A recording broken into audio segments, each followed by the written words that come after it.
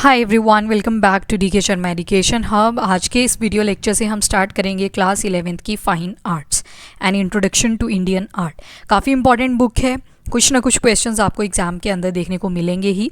और हम फोकस करेंगे आज पहले फर्स्ट चैप्टर के ऊपर, यानी कि प्री हिस्टोरिक रॉक पेंटिंग। आपको पता है एक टाइम पे पाषाण युग चलता था जिसको हम स्टोन एज बोलते हैं। आपने हिस्ट्री में 3 फेजेस देखे होते हैं, पेलियोलिथिक, मेसोलिथिक एंड नियोलिथिक। वैसे ही पेलियोलिथिक को भी फर्दर 3 फेजेस में डिवाइड कर दिया जाता था, lower palaeolithic, middle palaeolithic and upper palaeolithic. तो आज हम इसी हिस्टोरिक टाइम पे, प्री हिस्टोरिक टाइम को देखेंगे कि कैसे, जब वहाँ पे कोई बुक अवेलेबल नहीं मिलती, हमें पेपर ही नहीं मिलता, ना ही कोई लैंग्वेज थी उन लोगों की, तो फिर कैसे हमें उनका लाइफस्टाइल पता चलता है। तो लाइफस्टाइल का पता कहाँ से चला हमें? From the paintings. और पेंटिंग्स कहाँ पे बनाई जाती थी? तो रॉक्स के ऊपर बनाई जाती थी। पहले के जो ये लोग हुआ करते थे प्री हिस्टोरिक टाइम में, ये किसी ना किसी केव के अंदर रह जाया करते थे। और जब फ्री होते थे, फॉर एग्जांपल बाहर बहुत ज़्यादा बारिश चल रही है, they use to store their food inside this caves. और फिर क्या करते थे, कुछ ना कुछ दीवारों के ऊपर ड्राइंग्स बनाते रहते थे। जैसे ह्यूमन बीइंग को ऐसे रिप्रेजेंट कर देंगे, एनिमल को कुछ ऐसे रिप्रेजेंट कर देंगे, लाइक दिस। स्टिक पेंटिंग से स्टार्टिंग होती है, ठीक है। तो उसी के बारे में हम देखेंगे आज। First of all that is pre historic painting. Just give me a second guys, 1 minute। चलो, तो फर्स्ट चैप्टर जो है वो स्टार्ट होता है आपके एक मैप से। मैप के ऊपर हमें पहले फोकस नहीं करना, बिकॉज आज एक ही केव पे ज़्यादा फोकस दिया जाएगा, विच इज़ लोकेटेड इन मध्य प्रदेश, और नाम है भीमबेटका केव्स। अगर आप बिगिनर भी हो तो आपने ये नाम सुना होता है, ठीक है। दैट इज़ भीमबेटका केव्स, ठीक है। अगर मैं एक छोटा सा आपको सिनारियो बताऊं कि क्या क्या चीज़ें आप यहाँ पे देखोगे, तो पहले तो देखोगे आपको यहाँ पे कोई भी बुक्स नहीं मिलने वाली, ठीक है। इस टाइम पीरियड में ना ही आपको कोई लैंग्वेज मिलने वाली है। डन। तो फिर आपको पता कैसे चलेगा कि उनका लाइफस्टाइल क्या हुआ करता था, कैसे वो लोग रहा करते थे? तो वो चलेगा आपको पता पेंटिंग से। वो रॉक के ऊपर भी हो सकती है, वो केव्स के ऊपर भी हो सकती है, यानी कि बाहर पत्थर के ऊपर भी बनाई जा सकती है या फिर केव्स के ऊपर बनाई जा सकती है। अब देखो, कभी कभी आपने नोटिस किया हो, अगर आप कभी पीपल के ट्री पे बैठे हो ना साइड में, तो वहाँ पे ईंटें वगैरह लगी होती हैं, ठीक है, फर्श बना होता है, तो आपके हाथ में एक लकड़ी आ जाती है। आप ना वहाँ पे स्क्रैचिंग करना शुरू कर देते हो, कोई अपना नाम लिख देता है, कोई कुछ लिख देता है। तो ये लोग क्या किया करते थे, ये ड्राइंग्स बनाना शुरू कर दिया करते थे, मतलब स्क्रैच कर करके वहाँ पे एक ड्राइंग क्रिएट कर दिया करते थे, ठीक है। और जब ड्राइंग बनाते थे इस फॉर्म की स्क्रैच करके, तो उसको बोल देते थे पेट्रोग्लाइफ्स। पेट्रो का मतलब होता है पत्थर, यानी कि स्टोन, रॉक कंसीडर कर सकते हो। ग्लाइफ मतलब कोई चीज़ क्या कर दी, यहाँ पे ड्रॉ कर दी, ठीक है। तो पेट्रोग्लाइफ्स यहाँ पे देखने को मिलते थे। उसके अलावा आप देखोगे इनकी पेंटिंग्स में ना आपको कलर्स भी मिलेंगे। कहीं पे आपको वाइट कलर मिलेगा, कहीं पे आपको ग्रीन कलर मिलेगा, कहीं रेड कलर मिलेगा। तो ये सारी चीज़ें, ये सारे कलर कहाँ से आते थे? ये आते थे फ्रॉम द नेचर। जैसे कि एग्जाम्पल के लिए अगर देखें, तो जो वाइट कलर हुआ करता था ये लाइम से मिलता था, चूना वगैरह जो होता है। ग्रीन कलर अगर देखें, ग्रीन एक नेचुरल सब्सटेंस था, कैल्सीडनी, उससे ग्रीन कलर मिल जाया करता था। वैसे ही रेड कलर होता था, ये एनिमल की जो फैट होती है, ठीक है, क्योंकि हंटिंग तो ये करते ही थे, तो एनिमल की फैट से ये रेड कलर भी बना लिया करते थे। उसके अलावा डिफरेंट कॉम्बिनेशन बना लेते थे, लाइक पर्पल एंड ऑल। तो वो कैसे बनाते थे? तो इनको मिक्स करके बना लिया करते थे। तो मतलब इन शॉर्ट ये जो कलर्स थे ये कहाँ से बने? नेचर से। नेचर में जो चीज़ें अवेलेबल हैं उनसे ही इन्होंने ये सारी चीज़ें बना डाली, ठीक है। उसके बाद आपको डिफरेंट टाइप की पेंटिंग्स मिलेंगी, जैसे ग्रुप डांसिंग की मिलेगी। ग्रुप डांसिंग के अलावा आपको मिलेगी कि हंटिंग कर रहे हैं, तो वहाँ से इनका पूरा का पूरा लाइफस्टाइल हमें एनालाइज हो जाता है। अब पेंटिंग जब आपको कलर्स बता दिए कि कलर्स यूज़ करते थे, तो ब्रश भी तो यूज़ करते होंगे। तो ब्रश ये क्या करते थे, ऐसे एनिमल्स जिनके हेयर, जैसे स्क्वर्ल वगैरह हुआ करती थी, गिलहरी जो होती है उसका हेयर यूज़ करके बना लिया कर लेते थे, या फिर प्लांट के जो फाइबर्स होते थे उनसे बना लिया करते थे। तो there were so many sources जहाँ से ये अपनी पेंटिंग्स को ड्रॉ करते थे।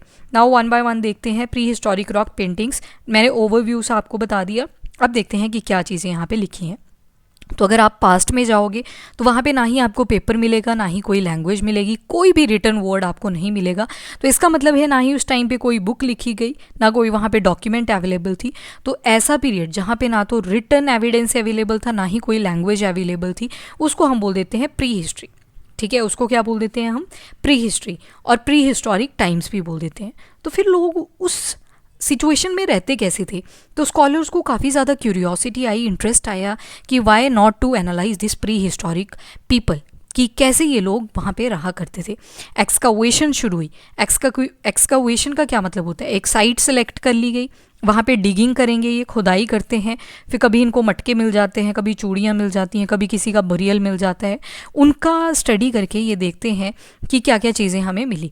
तो उसी के साथ एक्सकावेशन जब इन्होंने शुरू करी तो इन्होंने देखा इनको पुराने टूल्स मिले, पॉटरी मिली, घड़े वगैरह मिले, इनसे इनका हैबिटेट पता लगा, बिकॉज ये घड़े के ऊपर भी क्या करते थे, ड्राइंग कर दिया करते थे, ठीक है। बोन्स मिली और एंशियंट ह्यूमन बींग्स की, ठीक है, और उसके अलावा इन बोन्स के उनको टूल्स भी मिले।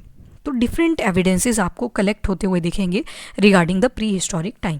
अब ड्राइंग्स मिली साथ में, कहाँ पे, केव वॉल्स के ऊपर, तो दीवारों वगैरह के ऊपर यहाँ पे इनको दिखती हैं कि ड्राइंग्स बन रखी हैं।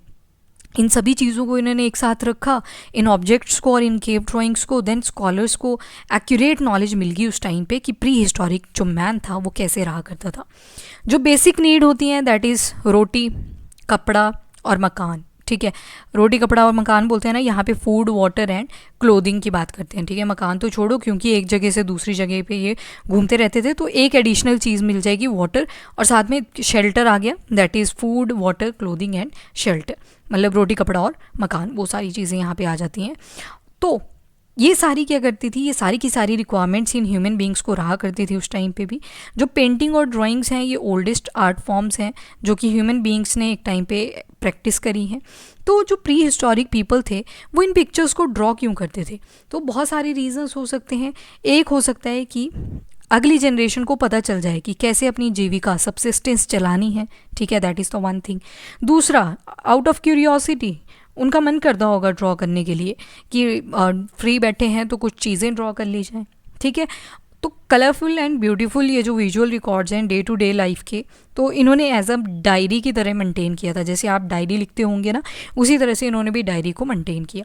ये देखो साइड में इनकी स्टिक पेंटिंग्स दिखाई हुई हैं, दिस इज़ द एनिमल, ये एनिमल्स दिखा दिए। ये देखो ह्यूमन बींग्स हैं, एक साथ हाथ पकड़ा हुआ है। यहाँ पे दिखाया गया है हंटिंग कैसे करते थे, ठीक है। तो एनिमल्स की यहाँ पे इंपॉर्टेंस दिखाई गई है। तो जो प्री हिस्टोरिक पीरियड है that involve the early development of human being, और इसको बोलते हैं ओल्ड स्टोन एज या फिर पेलियोलिथिक एज। अब प्री हिस्टोरिक पेंटिंग जो है वो बहुत सारे पार्ट्स में मिलती हैं थ्रू आउट द वर्ल्ड। तो हमें ये भी नहीं पता कि लोअर पेलियोलिथिक पीपल जो थे क्या उन्होंने कोई आर्ट ऑब्जेक्ट बनाया था। So but upper palaeolithic period तक जब तक हम आते हैं तो हमें बहुत सारी आर्टिस्टिक एक्टिविटीज़ देखने को मिलती हैं थ्रू आउट द वर्ल्ड। देखें तो बहुत सारी ये पेंटिंग्स मिली हैं, बहुत अच्छे से कार्विंग्स करी हुई हैं। केव डिवेलर्स का पता चलता है कि केव्स में रहा करते थे लोग, और ये जो ड्राइंग्स के सब्जेक्ट्स हुआ करते थे, फिगर्स हुआ करती थी, इसमें बेसिकली ह्यूमन फिगर्स बना देंगे, ह्यूमन एक्टिविटीज़ दिखा देंगे, ज्योमेट्रिक डिज़ाइन, लाइन वगैरह मिलेंगी, ट्राइंगल मिलेंगे, स्क्वायर मिलेंगे, सर्कल एंड ऑल। और अर्लीस्ट पेंटिंग से हमें एक और चीज़ मिलती है कि ये जो पेंटिंग्स हैं ये अपर पेलियोलिथिक टाइम में आई। अब पेलियोलिथिक भी कैसा था, लोअर, मिडल, अपर। लोअर और मिडल के ज़्यादा एविडेंसेस नहीं मिलते, तो that's why we start from the upper palaeolithic time. अब ये काफ़ी इंटरेस्टिंग लगेगा आपको जान के कि 1867 से 1868 के आसपास एक आर्कियोलॉजिस्ट थे जिनका नाम था आर्कीबोल्ड कार्लिल। ये जो आर्कीबोल्ड कार्लिल थे इन्होंने 1867 में डिस्कवरी कर ली थी रॉक पेंटिंग्स की। उसके बाद 12 साल के बाद स्पेन में एक डिस्कवरी होती है दैट इज़ अल्टामीरा। अल्टामीरा के अंदर एक केव पेंटिंग की डिस्कवरी होती है। इसके अलावा बहुत सारे आर्कियोलॉजिस्ट हुआ करते थे जैसे कि Cockburn, Anderson, Mitra and Ghosh. इनके नाम आपको थोड़े से आइडिया में रखने हैं। Why? Because you will notice कि कई बार पूछ लिया जाता है कि ये क्या है, Cockburn, Anderson, Mitra and Ghosh. बोल दिया जाएगा कि साइंस के फील्ड में इनका कंट्रीब्यूशन है, पर ये क्या थे, आर्कियोलॉजिस्ट थे जिन्होंने बहुत सारी साइट्स को डिस्कवर किया इन द इंडियन सब कॉन्टिनेंट। ठीक है, बहुत सारे रेमिनेंट्स मिलते हैं रॉक पेंटिंग्स के in the walls of caves, जो कि मध्य प्रदेश के आसपास आप सबसे ज़्यादा देखोगे। ठीक है, यहाँ पे भी एक टाइम पे सिविलाइज्ड हुए हैं ये लोग। सिविलाइज नहीं बोलेंगे, प्री हिस्टोरिक टाइम है। तो मध्य प्रदेश हो गया, उत्तर प्रदेश, आंध्र प्रदेश, कर्नाटका, बिहार, इन रीजन्स में आप देखोगे बहुत सारे एविडेंसेस देखने को मिलते रहते हैं। कुछ एक पेंटिंग्स हमें कुमाऊं हिल्स में भी मिलेंगी विच इज़ इन उत्तराखंड। ठीक है, उत्तराखंड के आसपास भी मिलेंगी। और जो रॉक शेल्टर थे ऑन द रिवर सुयाल, इसका नाम है लखू दियार। अब ये लखू दियार काफ़ी इंपॉर्टेंट पेंटिंग हो जाती है। देखो नाम में ही बहुत सारी चीज़ें लिखी हैं, लखू दियार। लखू का मतलब होता है लैक, तो बोला जाता था इसमें 1 लाख के पेंटिंग देखी गई हैं। कहाँ पे आ गई लोकेशन, तो उत्तराखंड में आ गई। उत्तराखंड में भी किस रिवर के बैंक पे आ गई, तो सुयाल रिवर हुआ करती थी। लखुदियार किस रिवर के बैंक पे आ गई, सुयाल रिवर। 3 चीज़ें देखी गई यहाँ पे। कैसी कैसी टाइप की चीज़ें देखी गई, एक तो ह्यूमन पेंटिंग मिलेगी यहाँ पे आपको, दूसरा एनिमल्स ड्रॉ करे हुए थे, एनिमल्स के अलावा ज्योमेट्रिकल फिगर्स मिलेंगी। ठीक है, ये सारा लखुदियार के बारे में था। इंपॉर्टेंट है काफ़ी, तो इसको ध्यान में रखना। तो 20 किलोमीटर्स ऑन द अल्मोड़ा बार्शी चाइना बेयर चाइना road bear these prehistoric paintings. अब ये लखुदियार का लिटरली क्या मतलब होता है, 1 लाख केव्स। लख मतलब 1 लाख। ठीक है, और ये जो पेंटिंग थी इनको फर्दर 3 कैटेगरीज में डिवाइड किया, जैसे man, animal and geometric pattern. किस किस कलर में, मैन को दिखा दिया वाइट, एनिमल को दिखा दिया ब्लैक, एंड जो ज्योमेट्रिक पैटर्न थे उनको दिखा दिया रेड ऑकरे। ठीक है, मिक्स भी मिल सकते हैं, ऐसे स्पेसिफिक नहीं है कि मैन और एनिमल और ज्योमेट्रिक पैटर्न को ही इस पर्टिकुलर कलर में दिखाया गया। You can remember that white, black and red ochre. Red ochre जो होता है ये गेरू कलर होता है। ठीक है, गेरुआ सुना होता है आपने, तो रेडिश कलर होता है। ह्यूमंस को स्टिक फॉर्म में दिखाया गया, स्टिक मतलब कुछ ऐसे जैसे आपको दिखेंगे। उसके बाद लॉन्ग स्नाउटेड एनिमल्स भी बनाए गए, जैसे कि फॉक्स हो गए, मल्टीपल लेग्ड लिजर्ड्स दिखाए गए। तो इनके बहुत बड़े बड़े मोटिव्स, डिज़ाइंस बनाए गए। लाइंस कैसी यूज़ करी, वेवी लाइंस इस तरह से। फिर रेक्टेंगल बनाए जिनको ज्योमेट्रिक डिज़ाइन से फिल कर दिया, और ग्रुप ऑफ डॉट्स बना दिए अगर डिज़ाइन नहीं बनाया। तो एक इंटरेस्टिंग सीन आपको डिपिक्ट होगा, that is hand licked dancing human figure. ऊपर देखा आपने ये देखो, हाथ पकड़े हुए हैं ना सभी ने एक दूसरे के, तो ग्रुप डांस को दिखाया गया। और जो यहाँ पे आप और चीज़ें क्या देखोगे कि सुपर इम्पोजिशन हुई थी पेंटिंग्स की। सुपर इम्पोजिशन का मतलब है कि एक पेंटिंग के ऊपर आपको एक और पेंटिंग देखने को मिल जाएगी। इसका मतलब है कि एक जनरेशन ने बना दी, फिर जब दूसरी जनरेशन आएगी उन्होंने भी उसी के ऊपर बना दिया, तीसरी आएगी उसने भी उसी के ऊपर बना दिया। एक रीज़न तो ये हो सकता है। दूसरा रीज़न क्या हो सकता है, मे भी उस जगह को सेक्रेड माना जाता था। ठीक है, जैसे पेड़ों के आसपास धागे नहीं बांध देते, उसी तरह से ये लोग पेंटिंग बनाया करते थे, तो मे बी वो एरिया सेक्रेड हुआ करता था, तो इस वजह से भी सुपर इम्पोजिशन आपको मिलेंगी। सुपर इम्पोजिशन का मतलब है एक के ऊपर एक। तो पहले जो थे अर्लीस्ट ब्लैक में मिलेंगे, फिर उसके बाद रेड कलर मिलने लगा, और बाद में देखोगे आप वाइट पेंटिंग्स आने लगी, तो इसका सुपर इम्पोजिशन हमें देखने को मिलता है। From Kashmir 2 slabs with engravings have been reported। तो हमें कश्मीर से 2 स्लैब्स मिलते हैं जिनके ऊपर एनग्रेविंग्स देखी गई हैं। Granite rocks of Karnataka and Andhra Pradesh provided suitable canvases to the neolithic man for his paintings. उसके बाद ग्रेनाइट रॉक्स, जो कि हमें कर्नाटका, और 2 तरह की रॉक्स होती हैं ना, तो यहाँ पे ग्रेनाइट की बात करें।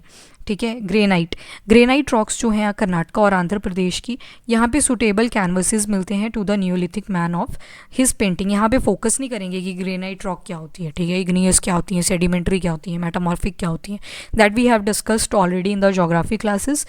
तो अभी सिर्फ इतना याद रखोगे कि ग्रेनाइट रॉक्स जो कर्नाटका और आंध्र प्रदेश में मिलती हैं, वहाँ पे भी काफ़ी अच्छा कैनवस की तरह, एक शीट की तरह उनको एरिया मिल जाया करता था न्यूलिथिक मैन को, और वहाँ पे वो अपनी पेंटिंग्स ड्रॉ कर लिया करते थे। बहुत सारी साइट्स मिली हैं, जैसे कि कुपगालू, पिकलीहाल, टेकालकोटा। तो कुपगालू, पिकलीहाल एंड टेकालकोटा ये सारे इन्हीं के अंदर आ जाएंगे। 3 तरह की पेंटिंग्स यहाँ पे रिपोर्ट हुई। एक तो वाइट कलर की पेंटिंग, दूसरी रेड ऑकरे में, जहाँ पे वाइट बैकग्राउंड हुआ करता था और रेड ऑकरे से कलर किया जाता था। ये देखो, वाइट कलर का बैकग्राउंड दिखेगा आपको और रेड कलर का ऊपर डिज़ाइन दिखेगा। तो ये थी hand linked dancing figure Lakhudiyar Uttarakhand वाली, ये वाली सारी, ये देखो, तो ये सारा बैकग्राउंड वाला एरिया आप याद रख सकते हो।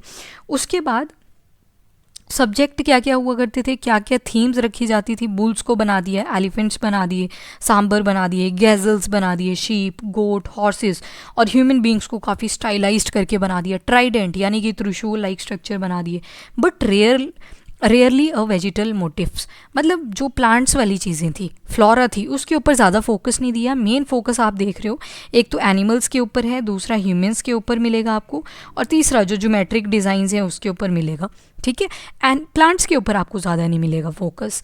बट जो रिचेस्ट पेंटिंग है वो कहाँ से ऑब्टेन होती हैं, तो विंध्यान रेंज मध्य प्रदेश में, और टाइमूरियन एक्सटेंशन जो कि आपको उत्तर प्रदेश में मिल जाती हैं। ये जो हिल्स थी ये पेलियोलिथिक और मीजोलिथिक रिमेन से फुल थी। और also full of forest, wild plant, fruits आगे, स्ट्रीम्स आगे, क्रिक्स आगे, दस जो परफेक्ट प्लेस था ये स्टोन एज पीपल के लिए रहने के लिए, जो मध्य प्रदेश वाला से काइमोरियन एक्सटेंशन है उत्तर प्रदेश में, वहाँ पे काफ़ी अच्छा लिविंग एरिया मिल जाया करता था। इसी के अंदर लार्जेस्ट और मोस्ट स्पेक्टिकुलर रॉक शेल्टर जो हैं वो कहाँ पे मिलेंगे, Vindhya hills which is located at Bhimbetka in Madhya Pradesh.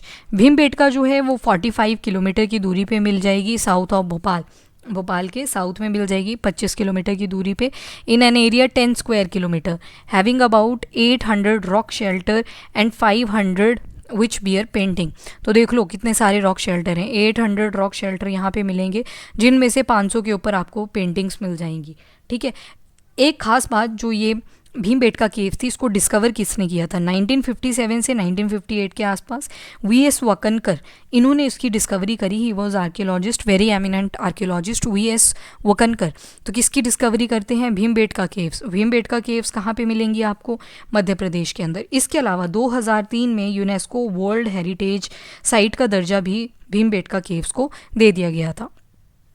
Later on, many more were discovered. Wakankar spent several years in surveying these inaccessible hills and jungle to study these paintings. Because ये देखो यहाँ पे आपको एंट्रेंस मिल जाएगा भीमबेटका केव्स का कुछ इस तरह से, तो ये मध्य प्रदेश का है। ठीक है, अब ये जो थीम्स हुआ करती थी पेंटिंग्स की, वो डिफरेंट वैरायटी की मिलेगी। ऐसे लगता है मानो वो लोग बोर हो रहे थे अपनी डेली लाइफ से, तो they started to make images. कुछ इमेजेस आपको सेक्रेड मिलेंगी, कुछ रॉयल इमेजेस भी मिलेंगी।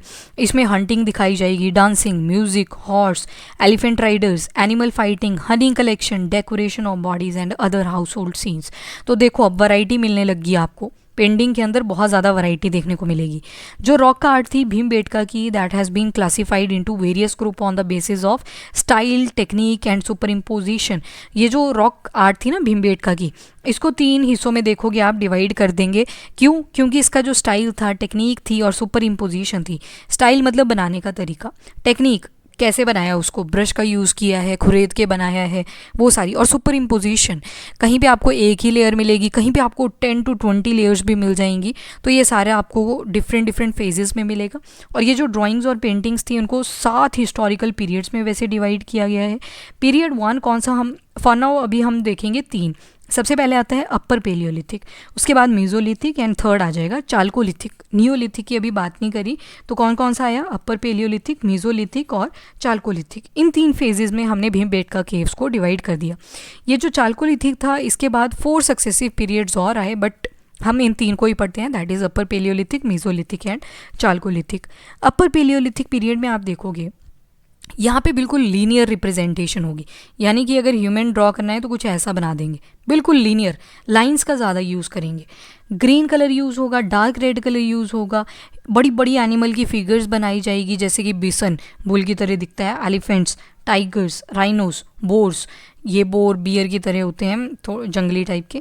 Beside stick like human figures, stick like figures मिलेंगी आपको, पर एनिमल्स की फिगर बड़ी बड़ी मिलेंगी। ठीक है, ह्यूमंस की कैसी मिली, स्टिक लाइक, और वहीं पे एनिमल्स की फिगर देखो तो कैसी मिलेंगी, बड़ी बड़ी पिक्चर्स मिलेंगी, as you can see above.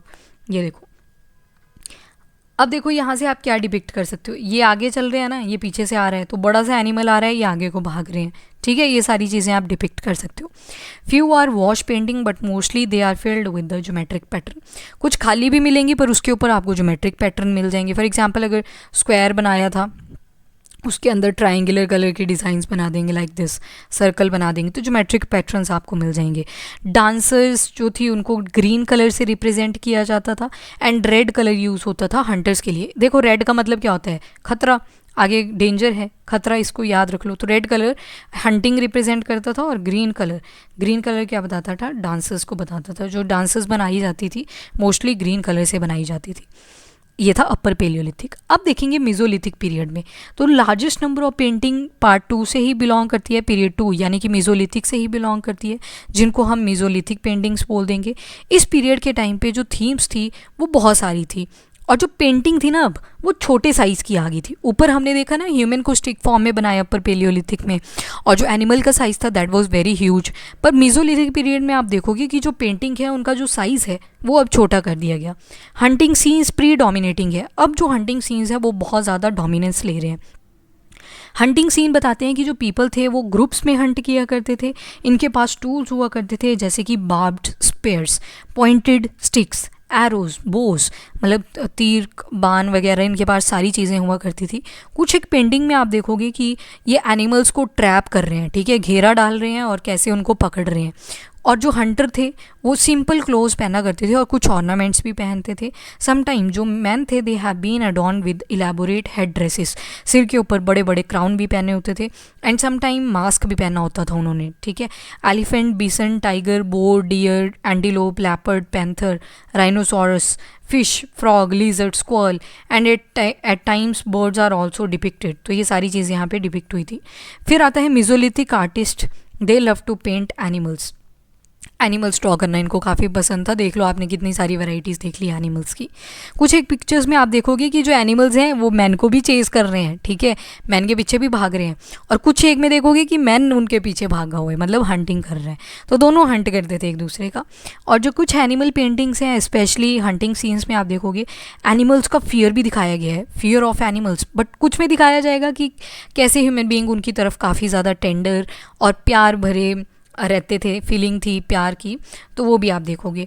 तो there are also few engraving representing mainly animals, तो एनिमल्स को भी रिप्रेजेंट किया करते थे। दो एनिमल्स जो थे उनको नेचुरलिस्टिक स्टाइल से रिप्रेजेंट किया जाता था और जो ह्यूमंस थे उनको डिपिक्ट करा जाता था स्टाइलिस्टिक मैनर में। वीमेन जो थी they are painted both in nude and cloth, nude भी ड्रॉ करते थे और कपड़ों में भी ड्रॉ करते थे। यंग और old equally find place in these paintings, सभी के लिए एक पोजीशन यहाँ पे प्रोवाइडेड थी, इक्वालिटी एस्टेब्लिश थी। चिल्ड्रन थे उनको रनिंग करते हुए, जंपिंग, प्लेइंग, इन सारी फॉर्म्स में दिखाया गया है। कम्युनिटी डांसेस बताती है कॉमन थीम कि सारे मिलजुल के रहा करते थे। और पेंटिंग थी लोगों की गैदरिंग फ्रूट और honey from trees and women grinding and preparing food. तो यहाँ पे आप देख रहे हो अब थोड़ी सी डिवीजन ऑफ लेबर मिलेगी आपको। मैन जो है वो हंटिंग पे जा रहे हैं, ठीक है, वीमेन क्या कर रही हैं, ग्राइंड कर रही हैं चीज़ें, ग्राइंडिंग, ठीक है। तो कुछ एक पिक्चर्स में आप देखोगे man, women and children they seem to depict a sort of family. और यहाँ पे मेसोलिथिक में आप देख रहे हो अब कि फैमिली लाइफ भी कहीं ना कहीं ओरिजिनेट कर रही है। बहुत सारे रॉक शेल्टर में हम देखते हैं हैंड प्रिंट्स, फिस्ट प्रिंट यानी कि मुट्ठी बना के, and dots made by the finger tips की हेल्प से भी ड्राइंग्स करी गई हैं। अब देखो ये कलर्स ख़त्म क्यों नहीं हुए, इतने साल हो गए, हज़ारों के हज़ारों साल हो गए। बिकॉज बोला जाता है ये जो कलर्स थे ना इनको नेचर से बनाया गया था, मतलब प्लांट्स वगैरह, एनिमल्स वगैरह का यूज़ करके बनाया था। तो ये क्या करते थे, केमिकल रिएक्शन कर देते थे रॉक के साथ और इससे क्या होता था, ऑक्साइड बन जाते थे। और जो ऑक्साइड थे ये काफ़ी टाइम पीरियड के लिए जो सर्वाइव हैं कर जाते थे। आर्टिस्ट देखें अगर भीमबेटका से तो they used many colours including जैसे shades of white, yellow, orange, red ochre, purple brown, green and black. But जो वाइट एंड रेड थे वो फेवरेट कलर थे। देखो सारे कलर याद नहीं रहते, दैट्स ओके। ऊपर हमने देखा ना अपर पेलियोलिथिक में ग्रीन कलर और रेड कलर पे ज़्यादा फोकस था। अब जो फोकस है मेसोलिथिक में वो वाइट पे मिलेगा आपको और साथ के साथ रेड कलर पे मिलेगा। ये इनके फेवरेट कलर हुआ करते थे। ऑल दो ग्रीन भी यूज़ हो रहा है, पर्पल भी यूज़ हो रहा है, ब्राउन भी यूज़ हो रहा है, पर जो मेन फोकस है वो वाइट और रेड के ऊपर है। कैसे बनाते थे, तो डिफरेंट रॉक्स और मिनरल्स को ग्राइंड करके बना दिया करते थे। रेड कहाँ से मिलता था, तो हेमेटाइट से मिलता था, जिसको गेरू भी बोलते हैं, गेरुआ रंग बोलते हैं ना। तो हेमेटाइट आयरन की एक ओर होती है हेमेटाइट, तो उससे ये ऑब्टेन किया करते थे। देखो इनको साइंस का भी पता था। जो ग्रीन कलर था वो कहाँ से आया, तो कैल्सीडनी से आया करता था। एक स्टोन होती है कैल्सीडनी ग्रीन कलर की, उससे ये ग्रीन कलर लिया करते थे। और जो वाइट कलर था वो कहाँ से आता था, लाइमस्टोन से आ जाता था। अब ये जो रॉक हुआ करती थी मिनरल की, that was first ground into a powder, पहले उसका पाउडर बनाया जाएगा। दिस में then have been mixed with water and also with some thick or sticky substance, जैसे कि एनिमल फैट डाल दिया, गम डाल दिया, रेजिन डाल दी। ये गम रेजिन कहाँ से मिल जाते थे, पेड़ों से मिल जाते थे। आपने देखा होगा ट्रीज़ के साथ ऐसे यहाँ से कट मारा होता है और यहाँ पे बकेट सी लगा दी होती है, उसके अंदर वो रेजिन कलेक्ट कर रहे होते हैं, गम कलेक्ट कर रहे होते हैं। जो ब्रशेज़ थे वो प्लांट फाइबर का यूज़ करके बना देते थे, ठीक है। अब ये देखो मैंने जो आंसर बताया आपको कि ये कलर इतने साल रह कैसे गए, हज़ारों साल रह कैसे गए। ये माना जाता है ये जो कलर थे देवर इंटैक्ट, क्योंकि केमिकल रिएक्शन हो जाती थी रॉक के साथ और ऑक्साइड बना दिया करते थे। और ये जो ऑक्साइड थे इन्हीं की वजह से ये सरफेस ऑफ रॉक पे काफ़ी टाइम के लिए परसिस्ट कर जाते हैं। और जो आर्टिस्ट थे इन्होंने अपनी पेंटिंग्स वॉल्स के ऊपर बनाई, सीलिंग्स छतों के ऊपर भी बनाई, जो रॉक्स की शेल्टर मतलब केव्स जो हुआ करती थी उनके ऊपर जो सीलिंग थी, छतें थी, उस पर भी बनाई। कुछ एक पेंटिंग जो थी they were reported from the shelter where people live, जहाँ पे लोग रहा करते थे। कुछ एक ऐसी भी थी that have been not living species at all. जैसे अभी भीमपेटका में क्या बोला हमने कि शेल्टर के लिए कितना एरिया था, 800 के आसपास शेल्टर केव्स थी ना, पर उसमें से सिर्फ 500 शेल्टर्स के अंदर ही हमें पेंटिंग्स मिली थी। तो मतलब इन 500 के अंदर वो लोग ज़्यादा रहा करते थे। कुछ जो है वो बहुत ब्यूटीफुल पेंटिंग्स हैं और रॉक शेल्टर के काफ़ी ऊंचाई पे मिलेंगी, सीलिंग के पास में मिलेंगी। और कुछ जो हैं वहाँ पे ह्यूमन बीइंग्स जो हैं वो अनकंफर्टेबल पोजीशन में दिखाए गए हैं, ठीक है। और जो पेंटिंग्स हैं इन प्लेसेस के ऊपर शायद वो लोग जो हैं वो दूर से ही नोटिस किया करते थे, दैट्स वाई। ये जो पेंटिंग्स थी वो काफ़ी पुरानी है, तो पिक्टोरियल क्वालिटी इसमें कमी हमें नहीं देखने को मिलती, बहुत अच्छे से इन्होंने बनाई होती थी डिस्पाइट बहुत सारी लिमिटेशन है, जैसे कि एक्यूट वर्किंग कंडीशन, इनएडिक्वेट टूल्स। आज तो डिजिटल फॉर्म आ चुकी है, आर्टिफिशियल इंटेलिजेंस आ चुकी है, हमारी आर्ट जो है वो पूरी तरह से चेंज हो गई है, डिफरेंट सॉफ्टवेयर आ गए हैं, इवन पेपर और पेन की तो ज़रूरत ही नहीं बची, पेपर और पेंसिल की तो ज़रूरत ही नहीं बची, जो स्केचिंग होती है वो टैब के ऊपर ही हो जाती है। तो उस टाइम पे टूल्स कुछ और थे, वो पत्थरों का यूज़ करके कभी खुरेद के बना रहे हैं जिसको हमने पेट्रोग्लाइफ्स बोला, ठीक है, कभी ब्रश का यूज़ करके बना रहे हैं। ब्रश का यूज़ काफ़ी टाइम तक रहा, बट अब जो मॉडर्न एरा है that is of the digital era, ठीक है। There is a charm of simple rendering of scenes of the environment in which the artist live, जहाँ पे वो रहा करते थे उसी एरिया को ड्रॉ भी किया करते थे। Man shown in them appear adventurous and rejoicing in their lifes, साथ में मिलके डांस कर रहे हैं, एडवेंचरस हैं। एनिमल जो हैं उनको भी यूथफुल में दिखाया गया है, मेजेस्टिक है, कभी प्यार है कभी हंटिंग हो रही है। जो पुराने आर्टिस्ट हुआ करते थे उनमें इंट्रिंसिक पैशन था स्टोरी टेलिंग का, तभी तो स्टोरी की फॉर्म में दिखाते थे। ह्यूमन भी बने हैं, एनिमल्स भी बने हैं, एक ही जगह पे जो मैन और वीमेन हैं उनका रिलेशन कैसा है, बच्चे हैं, फैमिली सेटअप है, वो सारी चीज़ें दिख रही हैं। तो काफ़ी स्टोरी टेलिंग फॉर्म में उनको बनाया जाता था। ये जो पिक्चर्स हैं ये काफ़ी ड्रामेटिक वे में बनाई गई थी। मैन हैं, एनिमल्स हैं, कैसे सर्वाइवल के लिए स्ट्रगल करते हैं, कभी एनिमल चेज़ कर रहा है मैन को, कभी मैन चेज़ कर रहा है एनिमल को, कभी एक हंट कर रहा है दूसरे का, vice versa is also happening. कुछ सीन्स में आप देखोगे बहुत सारे ग्रुप ऑफ पीपल हैं और बिसन को हंट कर रहे हैं। In process some injured man are depicted और lying scattered on the ground. कुछ और सीन्स देखोगे तो एनिमल जो है that is shown in the agony of death and man are depicted dancing. कुछ एक देखोगे आप मतलब पेन ऑफ डेथ, ठीक है, एगनी का मतलब होता है पेन। कुछ आप पेंटिंग्स देखोगे जहाँ पे पावर दिखाई गई है ओवर द एनिमल, और कुछ में वाइस वर्सा भी है। तो ये प्रैक्टिस जो थी एक बहुत ज़्यादा कॉमन थी। बर्थ डेथ सारे रिचुअल्स दिखाए गए हैं by engraving on the rocks, ठीक है। हंटिंग राइट्स दिखाए गए हैं, एनिमल को मारना कितना डिफ़िकल्ट था वो सारा प्रेडिक्ट किया जा सकता है from the one hunting scene. ये जो हंटिंग सीन है ये मेसोलिथिक पीरियड में आपको ज़्यादा मिलेगा, हंटिंग सीन के ऊपर ज़्यादा एम्फेसिस दिया जाएगी, ठीक है, क्योंकि टूल्स भी काफ़ी ज़्यादा हैं। ये देखो बार्ब्ड स्पेयर हेड उठाए हुए हैं, किसी ने तीर बाण उठाया हुआ है, और किसको हंट कर रहे हैं, बीसन वगैरह को हंट कर रहे हैं। कुछ इंजर्ड मैन भी दिखाए गए हैं जो कि नीचे लेट गए हैं, ये देखो ये नीचे लेटे हुए हैं, तो मतलब इंजरी होगी इनको, ये सारी चीज़ें दिखाई हैं। तो काफ़ी ज़्यादा स्किल्ड आप यहाँ पे देख सकते हो। इवन टूल्स जो थे वो बहुत कम थे, सिर्फ पत्थर ही तो प्रेजेंट थे, तभी तो स्टोन एज बोला जाता है, पर स्टिल आप देख सकते हो कितनी ज़्यादा एक्यूरेसी है। ये देखो ग्रुप डांस दिखाया हुआ है, डांसिंग सीन दिखाया हुआ है, कैसे हाथ से हाथ पकड़े हुए हैं एक दूसरे ने। तो लखुदियार जो कि कहाँ पे मिला था हमें, सुयाल रिवर के बैंक पे, तो वहाँ पे ये मिल जाएंगी आपको उत्तराखंड के अंदर, बेर चाइना रोड के ऊपर ये देखने को मिलता है। अब जो पेंटिंग है इंडिविजुअल एनिमल की वो दिखाता है कि कितनी ज़्यादा अब एडवांसमेंट आ जाएगी इनके प्रिमिटिव आर्टिस्टिक स्टाइल से। इसके अलावा ये भी इंटरेस्टिंग मिलेगा आपको कि जो ओल्डर पेंटिंग थी उसी के ऊपर न्यू पेंटिंग भी बना दी जाएगी। भीमबेटका के अंदर देखोगे आप कुछ एक places around 20 layers of painting one on top of another, यानी कि एक पेंटिंग बनाई इसी के ऊपर एक और पेंटिंग बना दी, इसी के और ऊपर और, इसी तरह से आपको 20 के 20 लेयर्स अराउंड 20 लेयर्स इसके ऊपर मिल जाएंगी, ठीक है। तो क्यों ऐसे आर्टिस्ट करते थे, एक ही जगह पे क्यों बनाया करते थे, तो बताया गया कि मे बी एक जनरेशन ने बनाए तो दूसरी जनरेशन ने उसको रिचुअल की तरह माना और आगे प्रोसीड करा, ठीक है। कुछ हो सकता है कि प्रैक्टिस करते थे वैसा ही सेम बनाने की, कुछ हो सकता है उस एरिया को सेक्रेड मानने लगे, स्पेशल मानने लगे, तो इस वजह से भी ड्रॉ कर लिया करते थे, ठीक है। तो different generation to different generation ये यूज़ होता रहा।